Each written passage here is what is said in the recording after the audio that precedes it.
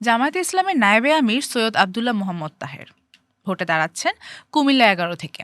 এর আগে ২০০১ ও ২০০৮ সালে জাতীয় নির্বাচনের প্রতিদ্বন্দ্বিতা করেছেন তিনি। তার নামে এই মুহূর্তে মামলা আছে দুটি। খালাস পেয়েছেন ৩৫টি মামলা থেকে, যার বেশিরভাগই ২০২৪ আর ২৫ সালে, আর বেশ কিছু মামলা বাতিলও হয়েছে।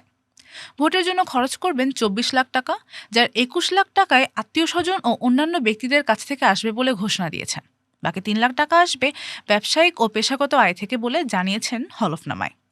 হলফনামায় পেশা হিসেবে বলেছেন ব্যবসা, আর সেটা চিকিৎসা সেবা সংক্রান্ত। তবে বাৎসরিক আয়ের ক্ষেত্রে পেশা কিংবা ব্যবসা কোনোটা থেকে কোনো আয় দেখাননি তিনি। ১০,৩৮,০০০ টাকা বাৎসরিক আয়ের খাত দেখিয়েছেন অন্যান্য খাত বা বিভিন্ন প্রতিষ্ঠান থেকে পাওয়া সম্মানী। আবার ২৫-২৬ অর্থবছরের আয়কর রিটার্নে তার বাৎসরিক আয় দেখিয়েছেন প্রায় ৬,৯২,০০০ টাকা। আয়কর দিয়েছেন ১২,৩০০ টাকার কিছু বেশি। স্থাবর অস্থাবর মিলিয়ে তার সম্পদের বর্তমান মূল্য প্রায় ১,৮৫,০০,০০০ টাকার। তার স্ত্রীর জমি, বাড়ি, অলংকার ও গাড়িসহ সম্পদের মূল্য ৭,২০,০০,০০০ টাকা। তাছাড়া তার স্ত্রীর রয়েছে ২৮,২৩,০০০ টাকার কাছাকাছি ঋণ।